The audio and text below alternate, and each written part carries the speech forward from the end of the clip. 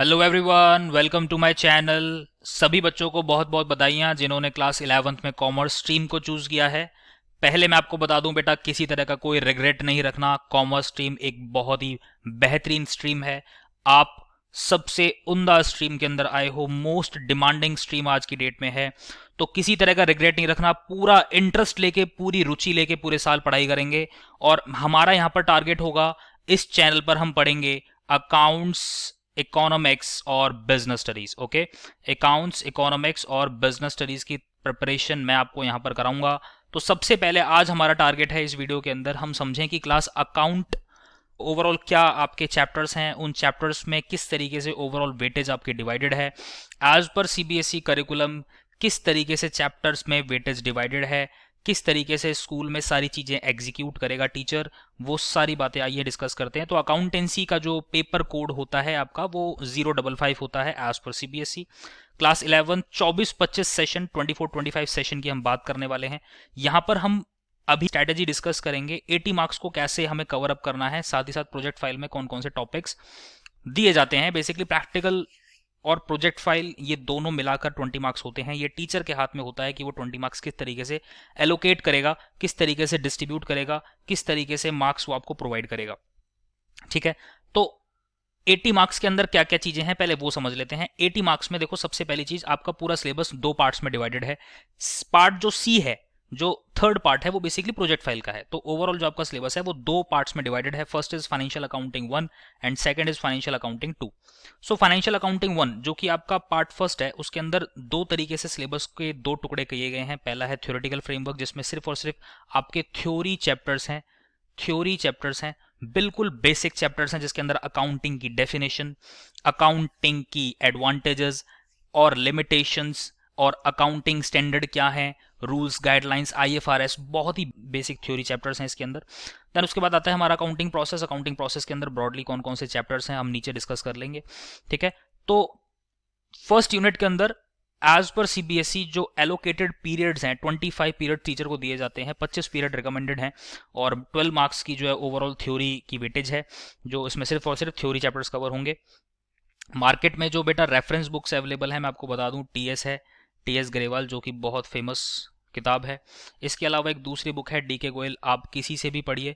Reference book से और किसी भी प्राइवेट बुक से पढ़ने का बस इतना सा बेनिफिट है बेटा, आपको बहुत ज़्यादा वास्ट प्रैक्टिस के लिए कंटेंट मिल जाता है। यहाँ पे नंबर ऑफ क्वेश्चन आपके पास बहुत मिल जाते हैं।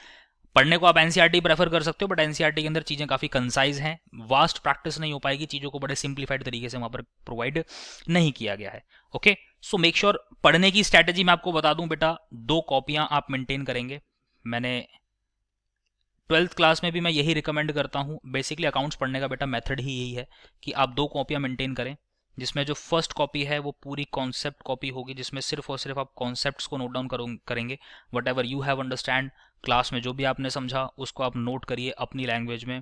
ठीक है, बहुत ही शॉर्ट और क्रिस्पी नोट्स बना के चलिए। उसके बाद जो सेकंड जो नोटबुक आप प्रिपेयर करोगे, this is all about for question practice. ठीक है, और इसमें कुछ नहीं करना होता, सिर्फ क्वेश्चन प्रैक्टिस करना होता है। 80 मार्क्स का जो आपका पेपर होता है वो 3 घंटे का पेपर होता है, 80 मार्क्स का, और 20 मार्क्स की आपकी प्रोजेक्ट फाइल होती है। प्रैक्टिकल चैप्टर के अंदर हमारा क्या क्या है, जनरल एंट्री है, ठीक है, इसके अलावा कैश बुक है, बैंक रिकंसिलेशन स्टेटमेंट है। बेसिकली इसके अंदर कुछ प्रैक्टिकल चैप्टर्स कवर हैं, वो आपको देखने को नीचे मिल जाएंगे। अभी मैं आप एक बार गो थ्रू कर लूंगा सारा। इसमें 115 पीरियड्स टीचर को एलोकेटेड हैं, टीचर को रिकमेंडेड हैं, और 44 मार्क्स की ओवरऑल इसकी वेटेज होती है।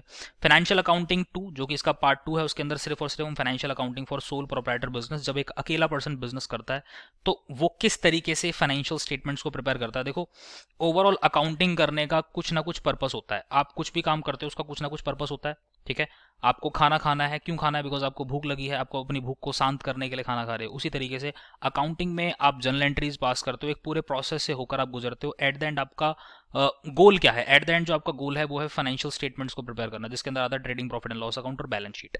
Trading profit and loss account जो होता है वो बिजनेस की इनकम पोजीशन को शो करता है कि बेसिकली बिजनेस किस हिसाब से इनकम्स को अर्न कर रहा है, ओवरऑल कलेक्शंस कितनी है, ओवरऑल बिजनेस के एक्सपेंसेस कितने हैं। वहीं जो दूसरी स्टेटमेंट है balance sheet, balance sheet business की फाइनेंशियल पोजीशन को शो करती है कि बिजनेस के पास ओवरऑल एसेट्स कितने हैं और लायबिलिटीज कितनी है। राइट, तो ये जो चैप्टर है आपका, इसमें 24 मार्क्स की एलोकेशन है एज पर सीबीएसई।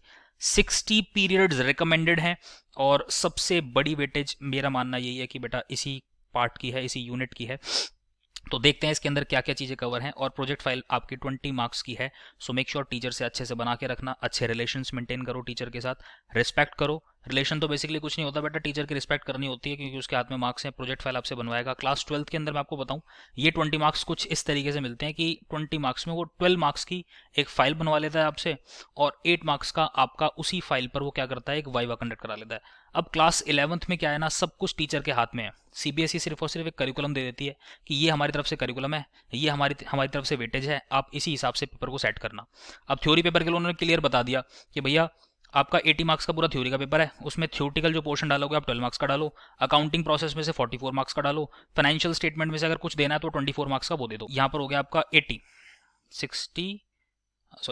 यहाँ पर कवर हो गया, और यहाँ पर आपका कितना हो गया 20। तो ऐसे करके बेटा आपका टोटल कितना हो गया 100 मार्क्स, ठीक है। तो 80 मार्क्स का उसने क्लियर बोल दिया कि 80 मार्क्स में पेपर ऐसे इस तरीके से सेट करना है, वेटेज डिवाइड करके दे दी। और 20 मार्क्स में उसने क्या बोला कि आपको एक सिंगल प्रोजेक्ट फाइल प्रिपेयर करनी है, उसमें 12 मार्क्स की फाइल होगी, 8 नंबर का वाइवा हो सकता है, या कोई भी रिटन टेस्ट ले लेगा, कुछ भी कर लेगा, टीचर के हाथ में है, ठीक है। अब फाइल की बात मैं आपको बता दूं, तो फाइल की जो वेटेज है वो ज़्यादातर क्या करते हैं, ये 12th का पैटर्न फॉलो करते हैं। तो 12th में प्रोजेक्ट फाइल के 12 नंबर होते हैं, तो क्लास 11th में भी मोस्ट एप्रोप्रिएट यही है कि टीचर भी 12 नंबर फाइल के लगाएगा। थ्योरेटिकल फ्रेमवर्क के अंदर बेसिकली टॉपिक क्या क्या है, इंट्रो अकाउंटिंग का, बेसिक अकाउंटिंग टर्म्स, एंटिटी क्या होता है, ट्रांजैक्शन क्या होती है, कैपिटल क्या होती है, लायबिलिटी क्या होती है, ड्राइंग क्या होती है, परचेज गेन्स, ये बेसिकली टर्मिनोलॉजीज हैं। गैप क्या है, generally accepted accounting principles, basically पूरा थ्योरी है। जीएसटी का थोड़ा सा इंट्रोडक्शन आप सीखोगे, जीएसटी आप पूरा नहीं सीखोगे, जीएसटी का सिर्फ एक अकाउंटिंग सीखोगे जो कि ट्रांजैक्शन के अंदर आती है, जीएसटी है क्या थोड़ा सा आप ये जान लोगे, इनडायरेक्ट टैक्सेशन है किस तरीके से इंप्लीमेंट होता है, आउटपुट जीएसटी, इनपुट जीएसटी, बस इतना पार्ट आप सीखेंगे इसके अंदर, ठीक है। उसके बाद जब मैं अकाउंटिंग प्रोसेस की बात करूं तो इसके अंदर सारा प्रैक्टिकल पोर्शन है, vouchers, accounting equation, debit credit के रूल्स, आपकी जनरल एंट्रीज, आपकी स्पेशल बुक्स, कैश बुक्स है ना, पेटी कैश बुक, ये सारी इसके अंदर आती हैं, purchase book, cell book, purchase return book, cell return book, journal proper, everything which is completely practically based, ठीक है। जीएसटी की कैलकुलेशन, डिस्काउंट, फ्रेट, कार्टेज की कैलकुलेशन, सारा प्रैक्टिकल पोर्शन जो है आपका अकाउंटिंग प्रोसेस के अंदर आ जाता है, जिसकी कितनी मैंने वेटेज बताई आपको एज पर सीबीएसई, जिसकी वेटेज कितनी है बेटा, जिसकी वेटेज है पूरी 44 मार्क्स की, देखो ये लिखा हुआ है, ठीक है। उसके बाद लास्ट में अगर मैं आ जाऊँ तो प्रैक्टिकल पोर्शन को अगर मैं छोड़ दूं, देखो मैं ऊपर ऊपर से फटाफट इसलिए कर रहा हूँ बिकॉज अभी ये टॉपिक्स, ये चैप्टर्स डिस्कस करने का कोई फायदा नहीं है। जिस दिन आप पढ़ना स्टार्ट करोगे आपको इन डेप्थ चीज़ें समझ में आना स्टार्ट हो जाएंगी कि बेसिकली प्रैक्टिकल के अंदर है क्या। डेप्रीसिएशन है, फिक्स एसेट्स की value over the period of time reduce होती है, किसी भी एसेट को आप यूज़ करते हो समय के हिसाब से उसकी वैल्यू गिरती है, मशीनरी को आप यूज़ करते हो उसकी वैल्यूएशन समय के हिसाब से रिड्यूस होती है। सो बेसिकली होता क्या है कि फिक्स एसेट को यूज़ करते हैं तो डेप्रीशिएशन लगता है, वो डेप्रीशिएशन कैलकुलेट कैसे होता है, ठीक है, reduction in the value of asset, simple. Trial balance, rectification of error, गलत एंट्री ट्रांजैक्शन, गलत ट्रांजैक्शन आपने रिकॉर्ड कर दी तो उसको करेक्ट कैसे करोगे। देन उसके बाद आता है फाइनेंशियल स्टेटमेंट, सोल प्रोप्राइटर, इसके अंदर सारा revenue expenditure, capital expenditure, trading profit and loss account, balance sheet, उसकी एडजस्टमेंट्स, ओके। तो ये जो एक आपकी यूनिट है थर्ड, इसकी अच्छी खासी वेटेज है, 24 मार्क्स की वेटेज है। देन उसके बाद प्रोजेक्ट फाइल के रिगार्डिंग ये सीबीएसई की तरफ से रिकमेंडेशन होती है कि आप trading profit and loss account बनवाइए, वाउचर्स प्रिपेयर कराइए, रिकॉर्डिंग ट्रांजेक्शन की रिकॉर्डिंग कराइए, कुछ कलेक्शन ऑफ ट्रांजेक्शन ले लीजिए, पास में कोई शॉप है वहाँ विजिट कराओ, किसी बिजनेस में विजिट कराओ और उनके एक्सपेंसेस को कलेक्ट करो, उनके वाउचर्स को कलेक्ट करो, उनकी ट्रांजैक्शंस पास करो, उनके ट्रेडिंग अकाउंट बनाओ, उनके प्रॉफिट एंड लॉस अकाउंट बनाओ, उनकी बैलेंस शीट बना के लाओ। तो अच्छी खासी 18 से 20 पेजेस में आप एक बढ़िया सी फाइल बनाएंगे और टीचर के सामने प्रेजेंट करेंगे। 12 मार्क्स वो आपकी फाइल की देगा और उसमें से कुछ रैंडम ट्रांजैक्शंस वो आपसे वाइवा पूछ सकता है, इसके अलावा हो सकता है कुछ रिटर्न ट्रांजैक्शंस भी आपको, रिटर्न टेस्ट भी आपको दे दे। तो बी प्रिपेयर्ड फॉर दिस, और हम एक एक करके सारी चीज़ों को बड़े इन डेप्थ समझेंगे। मेक श्योर चैनल के साथ जुड़े रहेंगे, चैनल के साथ लगातार जुड़े रहना है। लाइक कर देना वीडियो को, पूरी वीडियो देख के बिना मत जाना, और फ्रेंड्स के साथ जरूर शेयर करो, बेल आइकन जरूर दबा दो क्योंकि अब लगातार वीडियोस आएंगी, बिल्कुल बेसिक से लेकर चलूंगा, एक एक चीज़ को ध्यान से समझाऊंगा। मेक श्योर मेरे साथ आप जुड़े रहेंगे। Thank you so much to all of you बच्चों, बाय बाय।